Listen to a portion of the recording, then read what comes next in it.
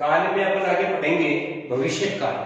भविष्य काल किसे कहते हैं? भविष्य का तात्पर्य आगे आने वाला समय।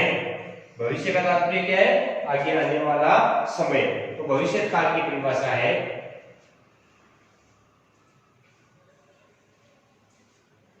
क्रिया के जिस रूप से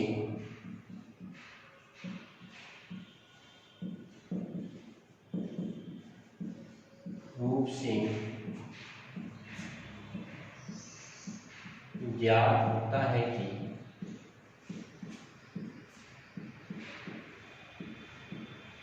कि क्रिया आगे आने वाले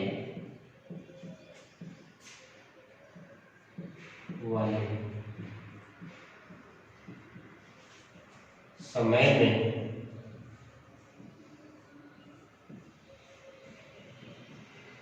आगे आने वाले समय में संपन्न होगी।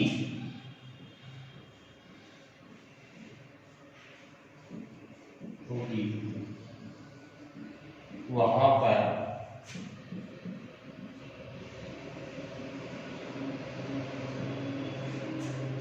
भविष्य काल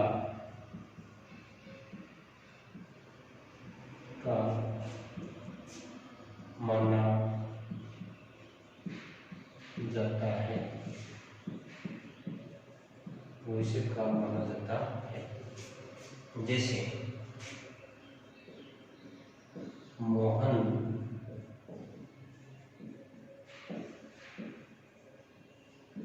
बाजार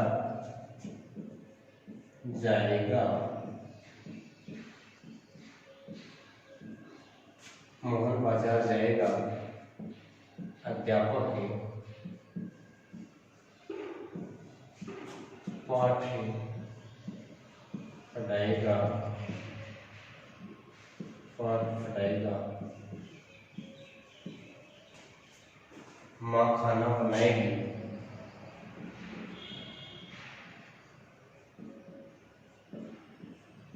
खाना बनाएगी।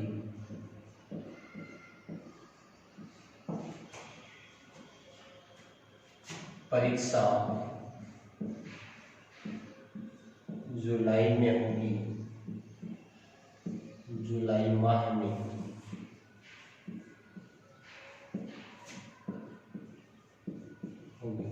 आदि वाक्यों से हमें पता चला होगा, होगी, एगा, ऐसे शब्दों से पता चला कि कार्य है, क्रिया है, वो भविष्य में या आगे आने वाले समय में संपन्न होगी।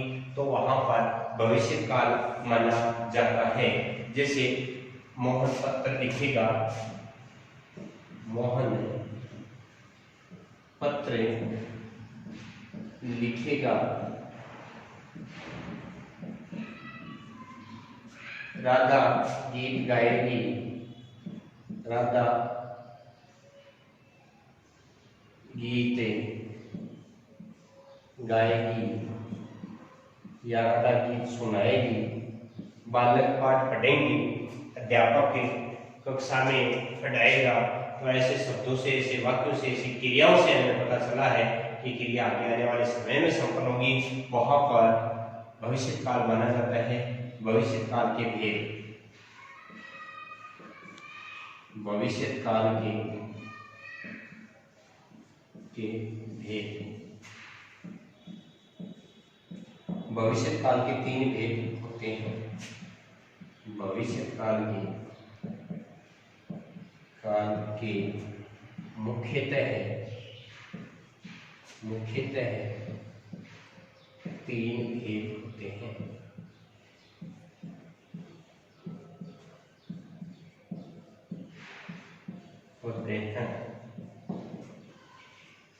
पहला है सामान्य भविष्य काल।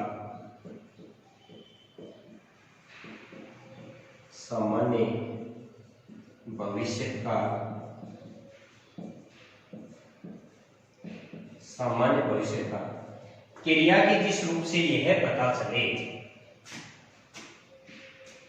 क्रिया के जिस रूप से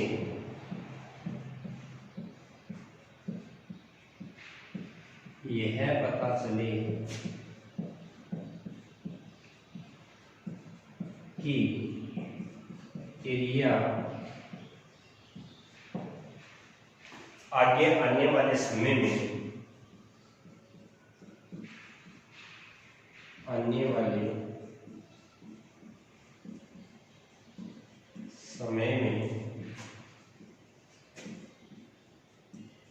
सामान्य रूप से होगी, तो वहां पर सामान्य भविष्यकाल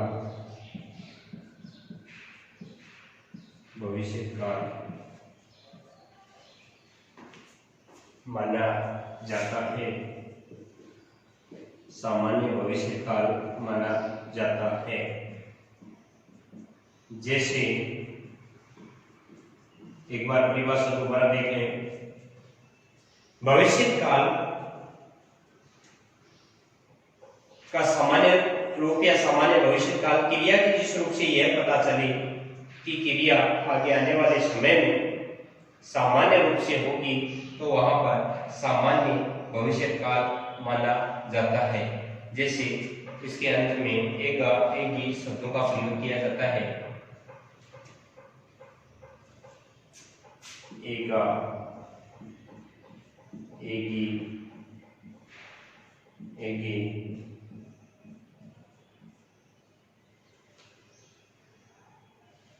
एंगे आदि शब्दों का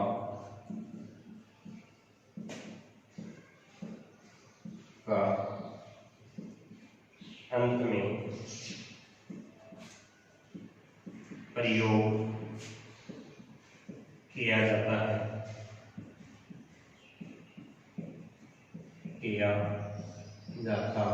है। जैसे राम बाजार जाएगा,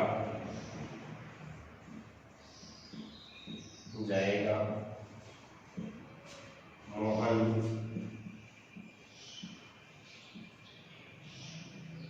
पाठ पढ़ेगा,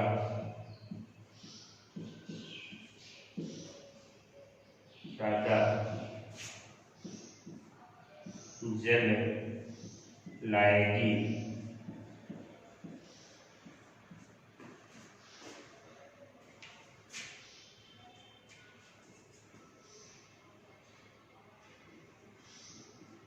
सोहन खेत में काम करने जाएगा।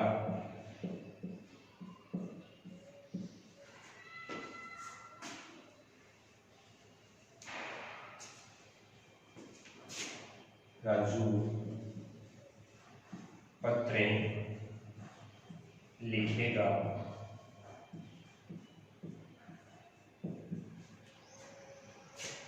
नेताजी भाषण देने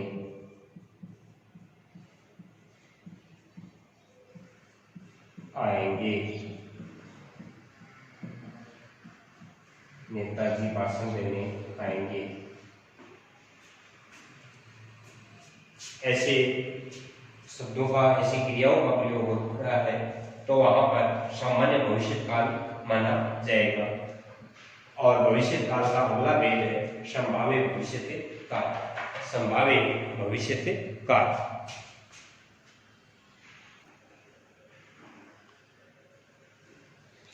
भविष्यकाल का दूसरा भेद है संभाव्य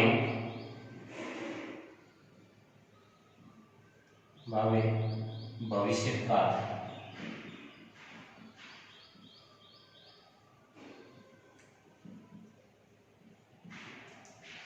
क्रिया के जिस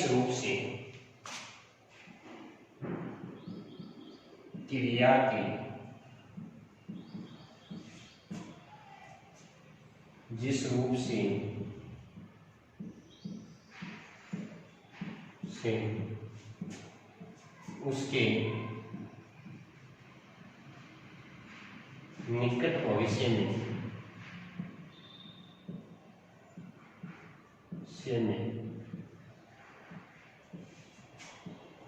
संपन्न होने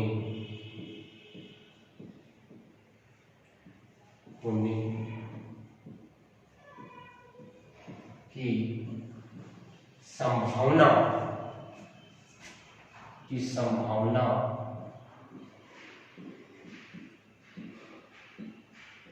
व्यक्त हो रही हो,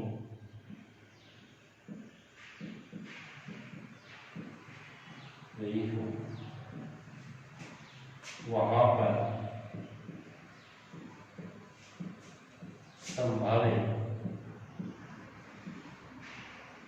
पर संभावित भविष्य काल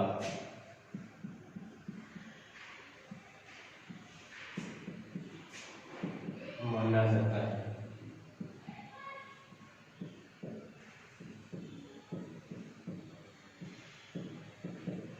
ऐसे वाक्यों के अंत में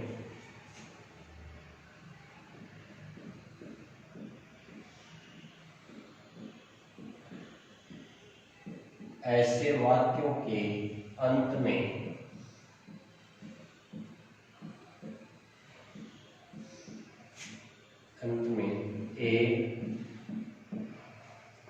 ऐसे वाक्यों के अंत में ए, ऐ, ओ, उ, ए, ऐ, ओ, उ आदि शब्दों का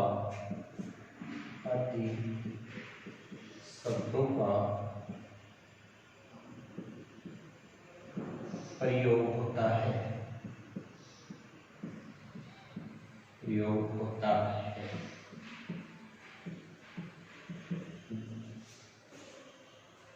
जैसे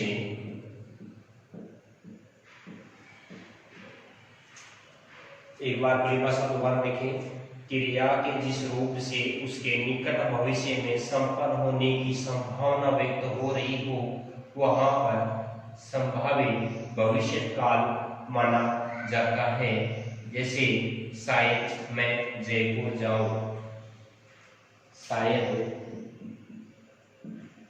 मैं जयपुर जाऊं, हो सकता है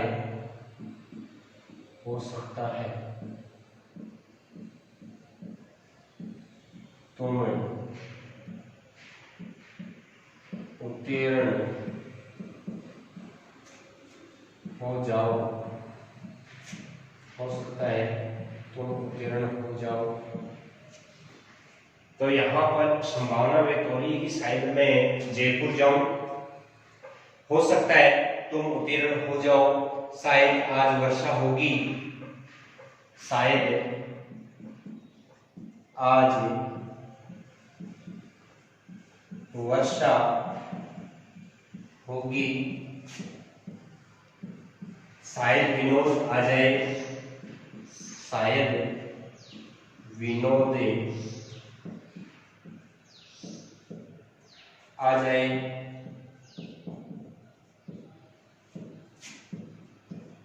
शायद विनोद आ जाए। हो सकता है मुझे पुरस्कार मिल जाए, हो सकता है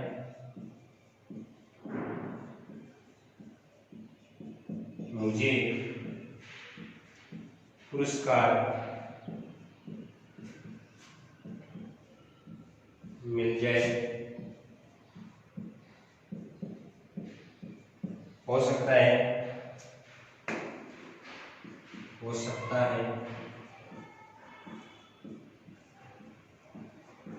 आपका प्रथम स्थान आ जाए। तो ऐसे शब्दों का प्रयोग हो रहा है ऐसे वाक्यों का प्रयोग हो रहा है और ऐसी क्रियाओं से हमें पता चल रहा है कि क्रिया के व्यापार का फल है वो आगामी समय में आने की संभावना बनी हुई है, तो वहां पर संभावित भविष्य काल माना जाता है। और भविष्य काल का तीसरा भेद है हेतु हेतुमत भविष्य काल। भविष्य काल का तीसरा भेद है हेतु हेतुमत हेतु हेतु मध्य भविष्य काल। हेतु हेतु मध्य भविष्य काल। हेतु हेतु मत भी यहाँ पर एक संभावना सी होती है, लेकिन इसमें एक कारण होता है कि एक कारण के संपन्न होने पर क्रिया पूर्ण होती है या किसी कारणवश क्रिया पूर्ण नहीं हो पाएगी, तो यहाँ पर हेतु हेतु मत भविष्य काल की परिभाषा है।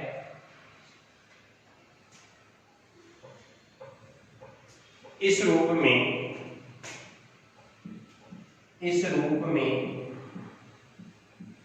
क्रिया का होना किसी कारण पर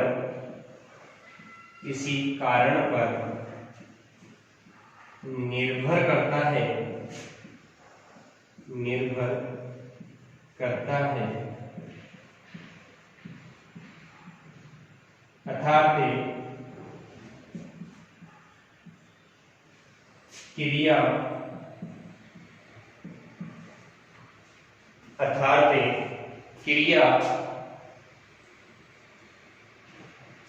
का होना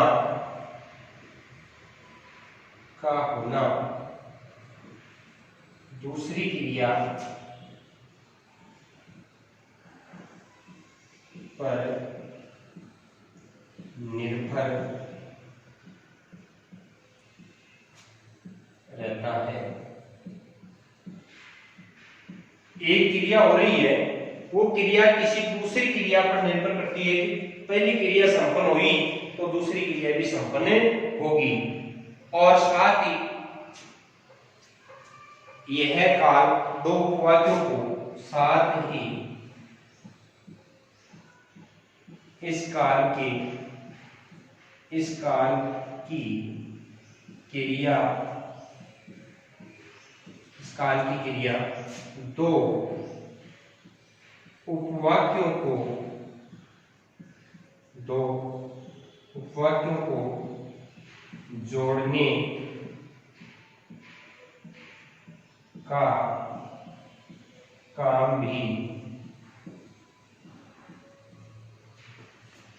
काम भी करती है। दो उपवाक्यों को जोड़ने का काम भी करती है। जैसे दो उपवाक्यों को जोड़ने का काम भी करती है। एक बार हेतु हेतुमत भविष्य काल की परिभाषा को दोबारा देख लेते हैं कि इस रूप में क्रिया का होना किसी कारण पर इस रूप में क्रिया का होना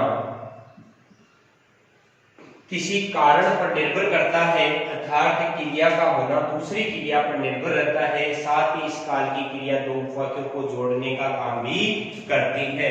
जैसे यदि वह सोएगा तो पछताएगा, यदि वह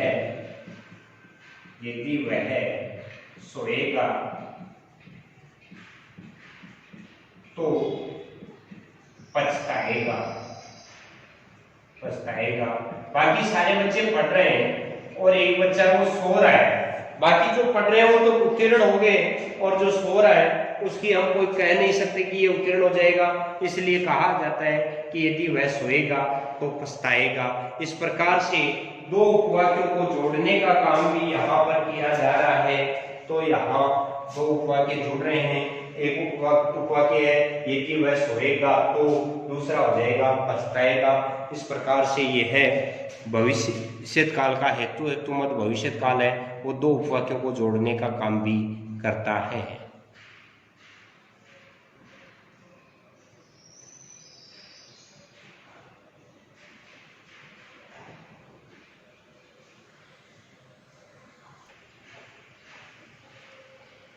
हेतु हेतुमत भविष्य काल के अन्य उदाहरणों में पहला उदाहरण तो ये था यदि वह सोएगा तो पछताएगा। अगला उदाहरण है कि यदि वह आएगा तो मिठाई पकाएगा। यदि वह आएगा, यदि वह आएगा तो मिठाई पकाएगा। यदि वह आएगा तो मिठाई पकाएगा। यदि वर्षा होगी तो फसल भी अच्छी होगी। यदि वर्षा होगी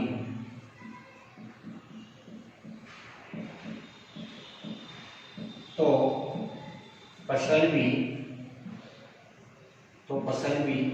अच्छी होगी। यदि वर्षा होगी तो फसल भी अच्छी होगी। दो वाक्य जुड़ रहे हैं आपस में। पढ़ोगे तो सफल हो जाओगे। पढ़ोगे तो सफल हो जाओगे।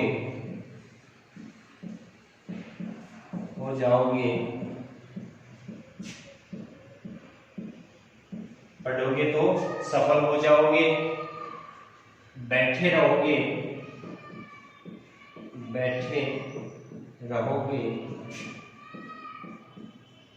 तो जीवन नरक बन जाएगा। जीवन नरक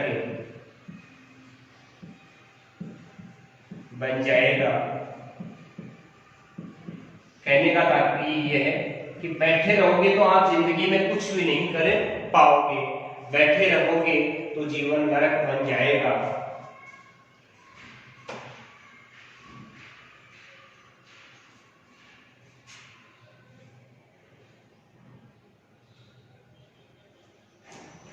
तुम आओगे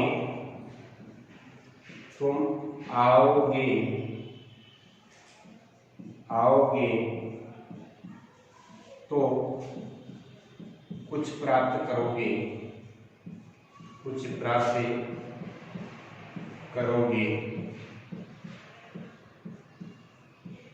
पढ़ोगे तो जीवन में कुछ बनोगे। पढ़ोगे तो जीवन में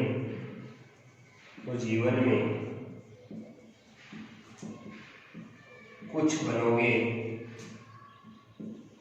इस प्रकार से यहाँ पर हेतु मत भविष्य काल में एक कारण पर दूसरा कारण संपन्न होता है। कहने का तात्पर्य है कि क्रिया किसी कारण पर निर्भर करती है। वो कारण संपन्न होगा तो क्रिया भी संपन्न होगी, और क्रिया है वो आने वाले समय में भविष्य में संपन्न होगी। इस प्रकार से ये भविष्य काल का कुछ ही विद्वान भविष्य काल के 3 भेदों के अलावा एक अन्य भेद और मानते हैं, और वो भेद है अगला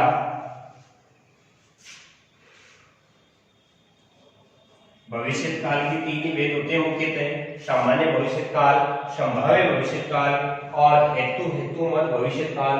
लेकिन कुछ विद्वान कहते हैं कि इन 3 के अलावा एक चौथा भेद और आता है, वो है अपूर्ण भविष्य काल। अन्य भेदों में अन्य भेद भविष्य काल का वो है अपूर्ण भविष्य काल। अपूर्ण भविष्य काल। अपूर्ण भविष्य काल के से नाम से स्पष्ट होता है कि कोई न कोई क्रिया है वो भविष्य में भी कभी पूर्ण नहीं होगी, तो ऐसी क्रिया अपूर्ण भविष्य काल की मानी जाती है। तो इसकी परिभाषा है कि ऐसी क्रिया जिसमें भविष्य के कार्य की निरंतरता का बोध बना रहता है, निरंतरता के चलते ही रहने का भाव प्रकट होता है, ऐसी क्रिया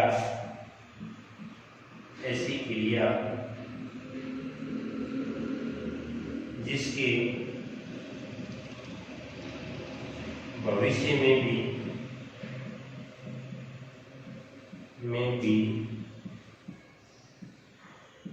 चलते रहने का बोध प्रकट होता है। चलते रहने का बोध प्रकट होता है होता है वहां पर अपूर्ण भविष्यकाल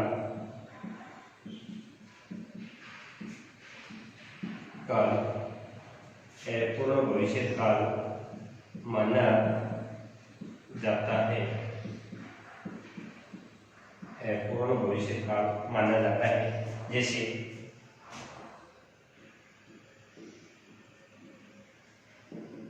संसार चल रहा है, संसार आज भी चल रहा है, पहले भी चलता रहा है और आगे आने वाले समय में भी चलता ही रहेगा। सूर्य चमकता रहेगा, सूर्य चमकता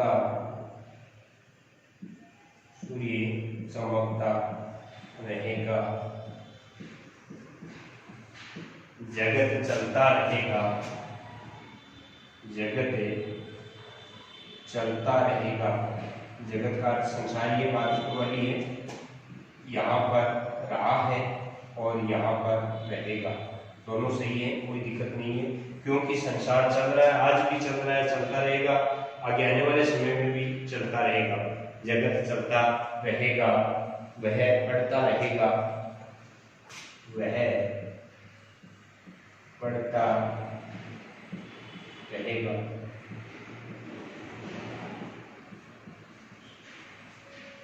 वह सोता रहेगा,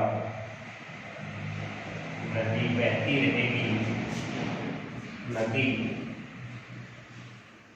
बहती रहेगी। इस प्रकार से हम कह सकते हैं कि अपूर्ण भविष्यकाल भी होता है, जिसमें कुछ एक चीजें जिंदगी में कभी पूर्ण नहीं होती। तारे टिमटिमाते रहेंगे, सूर्य चमकता रहेगा, चंद्रमा चमकता रहेगा, सूरज अपनी रोशनी फैलाता रहेगा, वह बढ़ता रहेगा, जगत चलता रहेगा और नदी बहती रहेगी। इस प्रकार से ये था काल। आपने पढ़ा है 3 टॉपिकों के माध्यम से या 3 कालांशों में हमने काल को पढ़ा है, वर्तमान काल, भविष्य काल और भूतकाल के रूप में। अब आज का टॉपिक अपना काल का पूरा हो गया है। आगे अपन पढ़ेंगे वाच्य और फिर अपना एक तीनों को पढ़ने से एक नया टॉपिक बनकर के आएगा कार्यकाल और वाच्य। और कार्यकाल और वाच्य को एक साथ बाद में पढ़ेंगे अपन। आगे वाले टॉपिक के लिए आप तैयार हैं, वाच्य और जितना पढ़ाया उसको अच्छे ढंग से मेंटेन रखें, ताकि अपन आगे आने वाले उदाहरणों को पढ़ें कार्यकाल और वाच्य तो आप अच्छे ढंग से पहचान कर सकें। धन्यवाद।